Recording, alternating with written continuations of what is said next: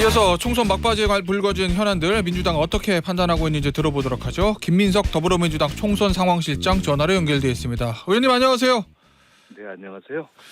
일단 지금 판세 얘기 좀 해보죠. 이재명 대표는 범야권 200석 요거 이제 큰일 날 얘기다 뭐 이렇게 얘기하고 있는데 이 현재 분위기는 어떻게 보고 계십니까? 글쎄요, 저희는 애초부터 최대 목표를 단독 151석 그리고 최소한 1당을 목표로 하고 왔는데요. 예. 현재까지 뭐 단독 과반은 그렇게 만만하다고 보지 않고 1당도 사실은 이제 막판 판세에 따라서 유동적이어서 그래요? 굉장히 조심스럽게 보고 있습니다. 아주 빡빡한 백중세로 여전히 보고 있습니다. 아 그래요? 아니 저희가 오늘 앞서도 소개해드렸지만 나타나는 여론조사 지표는 민주당이 좀 유리한 거로 나오는 것 같던데 그렇게 네, 보고 그건 계시는 거 아닙니까? 맞습니다. 그러니까 이제 저희가 계속 조사를 하고 있기 때문에 예. 아마 국민 여러분들께서도 체감이나 또는 주변과의 대화를 통해 느끼시겠지만은 심판 민심이 상승하고 있는 것은 분명하고요. 그런데 결국은 투표율이라는 변수도 있고 또 남아있는 기간 동안에 대통령과 여권이 뭐 다양한 읍소 작전도 펼칠 거고 예. 과거의 강서같이 아주 민심이 사나웠을 때도 이 여권 지지층이 결집했던 경험 등이 있어서 예. 선거는 뭐 마지막 일주일 사이에 의석의 구체적인 숫자로 어디가 일당을 할 것인가 이건 여전히 뭐 아주 빡빡한 백중세라고 보고 있습니다. 예, 저 위원장님 본투표까지는 9일 남았고요. 그 사전투표까지 한 5일 정도 4일에서 5일 남은 거지 않습니까? 이제 오늘 월요일이니까. 네. 그럼 남은 기간에 변수는 뭐가 있을 수 있다고 보세요? 글쎄요, 뭐 저희는 뭐 모든 변수에 대응하지만은 일단 저희들이 예상했던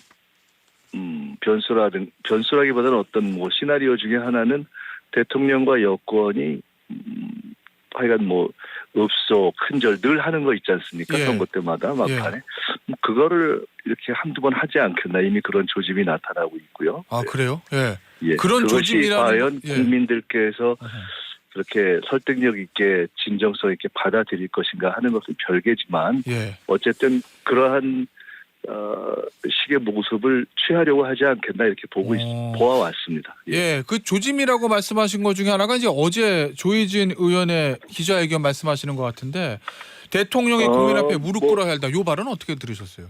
그거는 뭐 조혜진 의원의 말씀 때문이라기보다는요. 조혜진 의원은 그 저희도 국회에서 보지만은 굉장히 좀 진지하신 분입니다. 예. 그리고 이런저런 목소리를 내온 분이기 때문에 아마 그 국민의힘 의원들의 정서를 일정하게 반영하고 또 지역 정서가 아마 제가 잘은 모르겠지만 그 지역이 좀 빡빡해졌나 뭐 이런 생각이 들긴 하는데요. 예. 그것도 있지만 한편으로는 뭐 예를 들어 선거를 맡고 있는 한동훈 위원장이 한편으로는 굉장히 좀 이렇게 듣기 불편한 좀 얘기를 막말을 하면서 또 한편으로는 민주당 입장에서의 시각인 거죠? 아니 민주당 입장에서 불편한 것이 아니죠. 국민 앞에서 상소리를 하는 것은 뭐 그렇게 좋지는 않으니까요. 근데 그러면서도 국민에게는 뭐 죄송하다, 바꿔보겠다 이런 얘기를 한다라든가, 예. 뭐 대통령의 워딩에 별로 등장하지 않았던 뭔가 약간 낮추는 듯한 워딩이 등장하는 것들을 보면서 예. 이렇게 때가 왔구나 저희는 그렇게 보고 있습니다. 알겠습니다. 어제 대통령실 저녁에 긴급 공지가 있었잖아요. 오늘 의대중원 관련한 대국민 담화를 대통령이 한다고. 이거는 어떻게 예상하고 계십니까? 글쎄요. 지금까지 본인들이 주장하던 바 숫자는 1.1획도 고칠 수 없다라고 하면 현재 상황은 그대로 가는 것이고요.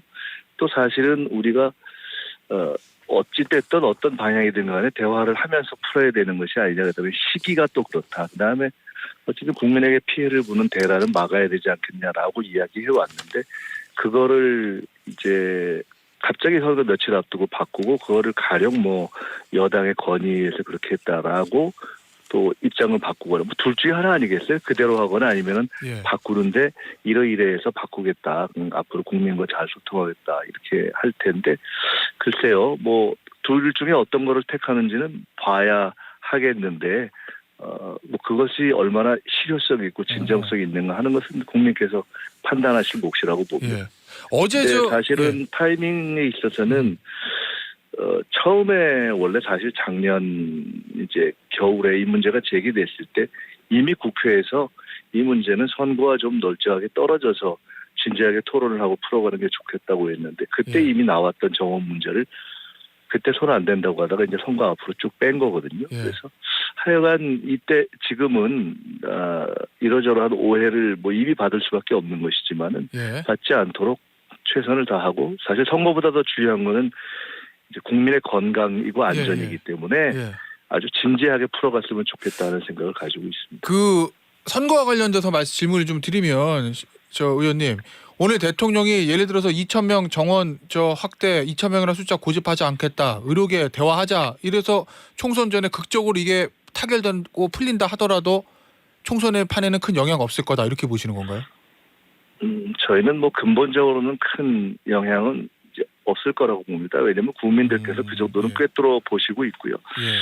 그다음에 이 문제는 사실은 이제 그 수준을 넘어서 어차피 의료계의 문제를 근본적으로 풀려면 지역이라든가 공공에서의 숫자를 어떻게 늘려갈 것인가 하는 문제 등등을 같이 풀어야 된다고 저희가 쭉 주장을 해왔기 때문에 예. 이번 기회에 그렇게 같이 푸는 대안으로 가는 것이 맞고요. 예. 더 큰 문제는 이 정원과 관련해서는 이미 일종의 불가역적으로 쐐기를 받는 방식으로 대학의 정원들을 지역에 배분하는 방식으로 했기 때문에 예. 과연 얼마나 이거를 실효적으로 그렇게 변경시켜낼 수 있을 것인가 굉장히 우려가 되긴 하는데요. 어쨌든 뭐 대통령의 입장을 지켜보겠습니다. 예. 앞서 제가 질문 드릴 때 민주당 분위기가 나쁘지 않다 요 언급했던 여론조사 내용은요. 동아일보가 리서치 의뢰로 지난 28일에서 29일 무선 전화 면접 방식으로 조사한 내용이고 지역구 투표 의향에서 민주당 45.55%, 국민의힘 34.7%로 오차범위 밖에서 민주당이 앞섰다는 것이고 자세한 내용은 중앙선거 여론조사심의위원회 홈페이지 참조하시면 된다는 말씀드리면서 이 관련해서 하나만 더 질문을 드릴게요. 의원님. 어제 네. 대통령이 부활절 연합예배 참석해서 정부와 함께 더 낮은 자세로 국민 속으로 깊숙이 들어가서 국민의 아주 작은 목소리에도 귀를 기울이겠다. 이렇게 얘기했습니다. 이 대통령의 메시지는 어떻게 들으셨어요? 정치인의 얘기는 결국은 실체와 연결이 되어 있어야 되는 거 아니겠습니까? 예. 사실은 지금 국민이 이 시점에서 가장 먼저 들어야 할 사과라면은 예를 들어서 이정섭 전 대사 임명에 대한 사과죠. 이게 뭐 이미 임명 때부터 원천적으로 잘못된 것을 전 세계 앞에서 망신을 한 거 아니겠습니까? 그렇기 때문에 그냥 이렇게 슬그머니 정리하는 방식으로 하는 것이 아니라 정치인의 사과라는 것은 그때그때 사안이 있을 때 그에 대해서 설명하고 사과하는 방식으로 가야지 그냥 낮은 자세로 하겠다. 이것은 취임하시고 나서 국민들께 언론을 통해서 도어스태핑 하시겠다고 했다가 그냥 언제 없어졌나 싶게 없어지는 이런 방식이 있지 않습니까? 예. 소통 잘하겠다, 몸을 낮추겠다, 국민에게 낮은 자세로 하겠다 이런 것은 우리 국민이 실질적인 내용과 연결되지 않고 그냥 그렇게 미사 여구에 넘어갈 걸로 생각하고 말씀하시는 다면 좀 더 깊이 생각을 하시는 게 좋지 않는가 싶습니다. 앞서 여권에서 뭔가 읍소 전략이 나올 것 같다, 읍소 작전이 나올 것 같다 이런 예상을 좀 해주셨잖아요. 네. 어제 대통령의 이 메시지도 일종의 읍소 작전의 일환이라고 보시는 건가요? 전체적으로 일종의 기획이 있겠죠. 그런데 정치라는 게 기획과 이런 것만으로 되는 건 아니지 않습니까? 예. 이렇게 사람들이 보면 저 사람의 이야기가 진실 때구나 아닌가 이런 걸 보는 것인데 조금 전에 이종섭 대사건도 그렇고 그다음에 당장 이채 양명주라고 해서 제기되고 있는 많은 건들에 대해서 전혀 진실에 접근하려는 노력을 실체적으로 안 하고 있는 거 아니겠습니까? 예. 그러면서 갑자기 말만 몸을 낮추겠다 이렇게 하면은 그 누구에게 설득력이 있겠습니까? 알겠습니다. 이 주말 사이에 선거 캠페인을 보니까 국민의힘에서는 이 민주당의 안산에 출마한 양문석 후보의 부동산 편법 대출 논란하고 화성에 출마하는 공영훈 후보의 부동산 편법 증여 논란 이거를 강력하게 제기를 하고 있더라고요. 이 이슈들은 당 차원에서 어떻게 지금 보고 계세요? 우선 두 분이 사과를 했고 예. 그다음에 과거에 저희가 당 자체에 제출한 서류를 아예 빼고 냈던 경우에 대해서는 저희들이 단호한 입장을 취했는데 예. 그랬던 케이스는 아니고 이것이 위법성의 시비가 있나 하는 것들은 이제 살펴봐야 하고 또 본인들이 그건 의당 어떠한 법적인 검증에도 응하겠다는 의사를 밝히고 있기 때문에 그렇게 하면 된다고 보고요. 예. 동일한 기준으로 볼 때 예를 들어 지금 동작을에 우리 김병기 의원의 상대로 나와 있는 장진영 후보 말씀하시는 예, 거죠? 예. 경우에는 지금 여러 가지 어떻게 보면은 동등한 비교의 잣대를 들이댈 때 이 가액 자체가 달라지거나 아니면은 내용이 빠지지 않았는가라는 문제 제기들이 많이 되고 있어서 예. 사실은 그런 부분에 답을 해가면서 상대에게 이 지적을 해야 되지 않는가 이렇게 예. 봅니다. 일단 의원님 하나 정정하면 동작갑입니다. 동작갑에. 동작갑. 예. 네네 죄송합니다. 예, 국민의힘 장진영 후보 네네. 말씀을 하셨던 거고 앞서 말씀하시기에 그 세종갑 후보 같은 경우 공천 취소한 게 당에 이제 허위로 애초에 서류를 냈다 이것 때문에는 공천 취소했다는 말씀이신 거잖아요. 그래서 아마 네네. 이번에 양문석 후보나 공영원 후보 논란은 당에서 공천 취소할 만한 사유는 아니다 이렇게 지금 보고 계시는 거죠? 아니 현재까지는 그 당의 서류 자체를 낸 것이 잘못되었고, 그러니까 안 냈거나 한 같은 케이스는 아니고, 예. 그리고 본인들이 그 부분에 있어서 국민의 눈높이에 맞지 않는다는 점에서 사과를 했고, 예. 그러나 위법적인 문제에 대해서는 그것은 뭐 그렇게 해당하지는 않는다라고 이야기를 하고 있고, 예. 명확하게 위법에 해당하는 어떤 그거를 입증하는 근거가 제시되어 있지는 않은 상황이기 예. 때문에 그것은 선거 시기냐 아니냐를 떠나서 사안을 대할 때 저희들이 임해온 취지로 본다면은 조금 더 이렇게 각 후보들의 대응을 예. 지켜봐야 하는 것이 아닌가 이렇게 보고 있습니다. 그런데요, 의원님 이런 이슈들이 터지면 대부분 이제 중앙당에서 대응하는 경우들이 좀 있던데 이번에는 중앙당 차원의 대응은 삼고고 각 개별 후보에게 맡기겠다 이런 입장이시더라고요. 민주당. 뭐 꼭 그렇지는 않습니다. 아, 그래요? 공천을 결정하던 시기에는 예. 공천과 관련한 그 어떤 판단의 문제와 관련해서는 중앙당이 그때그때 대응을 했고요. 네. 아까 말씀드렸듯이 이것이 공천에 있어서 어떤 검증 자체에 문제가 있었는가, 서류를 내는데 잘못됐는가 하는 사안이면은 당연히 대응을 하겠지만 예.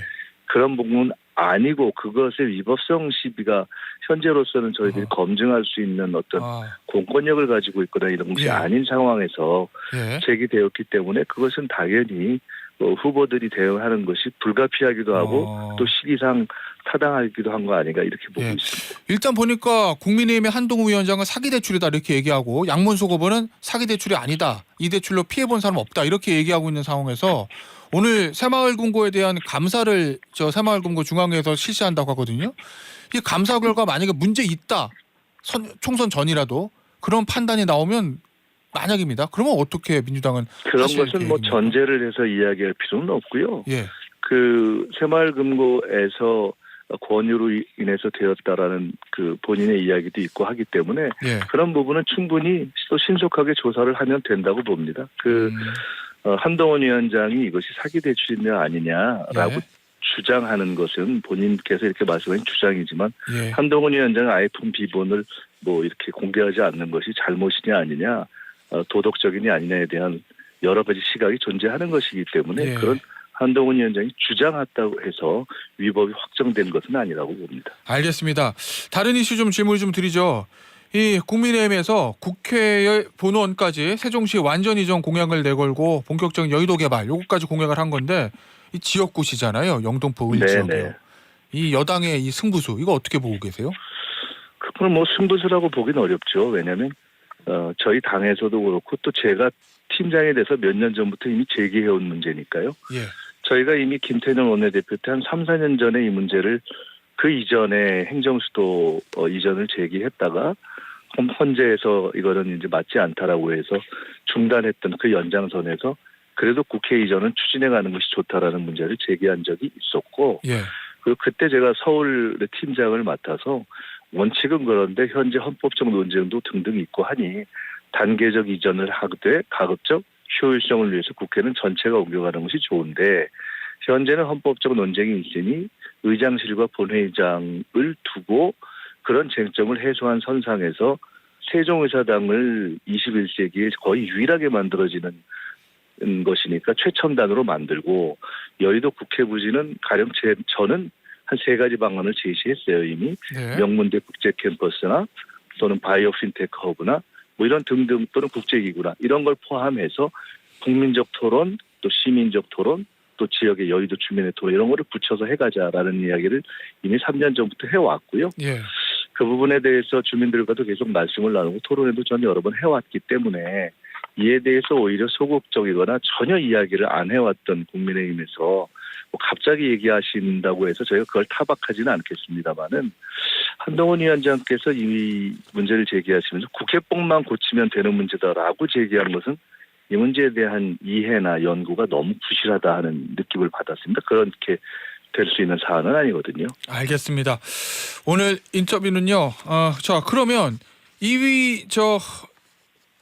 그러면 여의도가 개발이 되면 이 표심에 좀 영향이 있을 거라 이런 좀 생각도 하고 계시는 건가요? 아니 제가 말씀드렸듯이 예. 이 문제는 큰 틀을 잡고 토론을 해가야 되는 문제이고 예. 이미 큰 방향에서 여야 합의로 예. 부분 이전은 시작이 되어 있습니다. 그래요? 그것은 이미 다 예. 공지가 되어 있고 예. 이것이 큰 방향으로 가기 위해서는 헌법적인 쟁점을 해소하고 만약에 옮겨간다면 이 자리에 무엇이 들어가야 되는 것이 좋겠습니까? 라는 토론을 거쳐야 되는 것이고 저는 이미 그 문제를 우리 여의도 주민들께 여러 번의 토론을 통해서 시작을 해왔습니다. 네. 그러니까 이게 갑자기 선거 앞두고 며칠 만에 되는 것이 아니어서 이런 문제를 제기해서 표심에 영향을 미칠 거라고 생각했다면은 글쎄요 너무 시민과 주민들을 좀 가벼이 보는 것이 아닌가 저는 그런 생각이 드는데요. 알겠습니다. 오늘 인터뷰는요 여기서 마무리하도록 하겠습니다. 지금까지 김민석 더불어민주당 총선 상황실장이었습니다. 의원님 감사합니다. 네 감사합니다.